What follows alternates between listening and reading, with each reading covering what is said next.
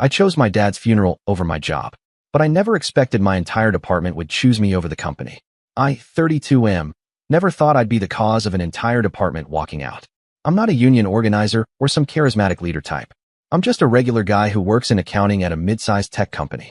Or at least I was until 2 weeks ago. It started when I got the call that my father had suffered a massive heart attack.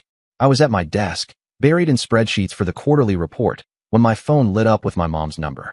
The moment I heard her voice crack, I knew. Dad was gone. Just like that. The man who taught me to ride a bike, who came to every baseball game, who helped me move into my first apartment, gone at 64. I sat there, staring at my monitor through blurry eyes, trying to process what had just happened. After I pulled myself together enough to function, I walked to my boss's office. I'll call her Kay. Kay has been the department head for 3 years, and she's known for being strictly by the book. No exceptions. I knocked and entered when she called out. She didn't look up from her computer. I need to request emergency time off, I said, my voice surprisingly steady. My father just passed away. I need to fly home for the funeral and help my mom with arrangements. Kay finally looked up, her expression unchanged. When? I need to leave tomorrow. Probably be gone for a week. She shook her head. Not possible. The quarterly report is due next week, and you're the lead on it. You know how important this is. I stood there dumbfounded. My father died an hour ago. I need to be with my family. We all have personal problems, she said, turning back to her screen. But deadlines don't change. You can take 2 days, maximum. That's all I can spare right now. 2 days. Not even enough time to fly home, attend the funeral, and fly back. I felt a flash of anger cut through my grief. This isn't a personal problem. My father died, and I'm sorry for your loss. She replied, not sounding sorry at all. But we have obligations here. The company depends on us meeting our deadlines. I stood my ground. I need a week. I'll work remotely when I can, but I need to be with my family. 2 days is all I can authorize, she repeated firmly. Take it or leave it. I left her office in a daze. At my desk, I sat staring at the family photo I keep tucked beside my monitor, Mom, Dad, my sister, and me at my sister's college graduation last year. Dad looked so proud, so healthy. I couldn't believe he was gone. My cubicle neighbor, I'll call her T, noticed something was wrong and asked if I was okay. I explained what had happened, both with my dad and with Kay. T was horrified. That's not right, she said. That has to violate some kind of policy. I checked our employee handbook. There it was, in black and white. Bereavement leave of up to 5 days for immediate family members. I printed the page and returned to Kay's office. The handbook says I'm entitled to 5 days bereavement leave, I said, placing the paper on her desk. She barely glanced at it. That's at management discretion. And I'm using my discretion to say that right now, we can't spare you for more than 2 days. The timing is unfortunate, but the report takes priority. I felt something break inside me. My father's funeral takes priority, I said quietly. I'm taking the week off. I'll work on the report remotely when I can, but I'm going to be with my family. Kay's expression hardened. If you leave, don't bother coming back. I'll consider it job abandonment. I stared at her, unable to believe what I was hearing. Then, without another word, I walked out of her office, went back to my desk, and shut down my computer. T watched me, wide-eyed, as I gathered my things. What are you doing? She whispered. Going to my dad's funeral? I replied. I walked out of the building in a state of shock. Had I just quit my job? Or been fired? I wasn't even sure.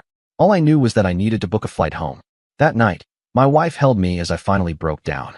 Between sobs, I told her what had happened. She was furious but supportive. We'll figure it out, she assured me. You need to be with your mom right now. We have savings. We'll be okay. The next morning, as I was packing, I got a text from T. HR wants to talk to you. Kay told them you quit. I called HR and explained the situation. The HR rep, who I'll call M, sounded concerned but non-committal. I'll look into this, M said. In the meantime, if you could send documentation regarding your father's passing, that would help. I sent the death certificate when I got it and forwarded the funeral home arrangements. Then I got on a plane and spent the next week in a fog of grief, funeral arrangements, and comforting my mother, who seemed to have aged a decade overnight. Midway through the week, I got another text from T. People are pissed about what happened to you. Word got around. I was too consumed with family matters to think much about work. I did log in remotely a couple of times to work on the report, despite everything. Not for Kay, but for my coworkers who would have to pick up the slack. When I returned home after the funeral, I had a voicemail from M in HR asking me to come in for a meeting. I wasn't sure what to expect. Part of me had already accepted that I was unemployed and needed to start job hunting. I walked into the office the following Monday, a week and a half after my father died. People looked up as I passed, some offering condolences, others just watching curiously. Qley was nowhere to be seen, and met me in a conference room rather than her office. She wasn't alone. An older man in an expensive suit sat beside her, whom I recognized as the company's COO. "We want to apologize for what happened," M began. "Your bereavement leave was mishandled." The COO nodded. "We've reviewed the situation, and Qley was completely out of line. You were absolutely entitled to your bereavement leave. Furthermore, threatening your job was contrary to both company policy and basic human decency." I sat there, stunned. This was not what I had expected. "We'd like to reinstate you immediately," he continued, "with back pay for last week considered as proper bereavement leave. And Qley has been reassigned." "Reassigned?" I asked. M and the COO exchanged glances. "There's been some significant developments in your absence," M said carefully. They explained that after I left, T had gone to HR to report what had happened. So had 3 other coworkers who had overheard parts of my conversation with Qley. HR had started an investigation, and in the process, discovered this wasn't the first time Qley had denied legitimate leave requests. She had a pattern of prioritizing deadlines over employee welfare. "Things came to a head last Friday," the COO said, "when Qley announced to the department that you had abandoned your job and everyone would need to work overtime to cover for your irresponsibility. Apparently, T had stood up and said that wasn't what happened at all. She told everyone about my father and Qley's refusal to grant leave. Others joined in, sharing their own experiences with Qley's management style. And then someone, they wouldn't tell me who, suggested that if the company didn't value its employees enough to let them attend a parent's funeral, perhaps they should reconsider working there. One by one, people shut down their computers and walked out. By lunchtime, the entire accounting department, all 18 people, had left the building. It wasn't a formal walkout," M said. "People just left. But they all emailed HR with the same message. I'll return when the company demonstrates it values its employees." The COO leaned forward. "This has been a wake-up call for us. We're implementing changes to ensure nothing like this happens again." I learned that Qley had been moved to a non-managerial role in another department. The quarterly report had been reassigned and the deadline extended. And the company was reviewing all management practices and leave policies. "Will you come back?" the COO asked. "We need people like you. And frankly, I don't think the department will return without you." I asked for a day to think about it. When I got home, I had dozens of messages from coworkers expressing support and checking if I was okay. T had organized a department dinner for that evening if I felt up to it. I went. The entire accounting department was there, in a private room at a local restaurant. When I walked in, several people hugged me and offered condolences about my dad. They told me how sorry they were about what had happened. "We had no idea how bad it was getting with Qley," one coworker admitted. "Your situation just made everything so clear. None of us wants to work somewhere that treats people that way."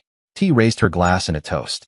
"To standing up for what's right," she said, "and to your dad, who raised someone with the courage to do it." I almost broke down again right there. The next day, I accepted the company's offer to return. I had conditions, though: formalized, non-discretionary bereavement policies, a review of all management practices, and assurance that there would be no retaliation against anyone who had walked out. The company agreed to everything. When I walked back into the office the following day, the rest of the department returned too. There was a new interim manager, and a palpable sense that things were going to be different. It's been a month now. The new policies are in place. Qley is keeping a low profile in her new role, and my coworkers still check in on me regularly as I navigate life without my dad. I never meant to spark a department-wide protest. I was just a son who needed to say goodbye to his father.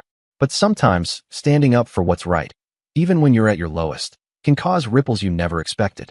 I miss my dad every day, but I like to think he would have been proud of what happened. Not of me, necessarily, but of all those people who stood up and said, "This isn't right." Because that's what he taught me. Do what's right, no matter how hard it is. And sometimes, doing what's right changes things far beyond what you could have imagined.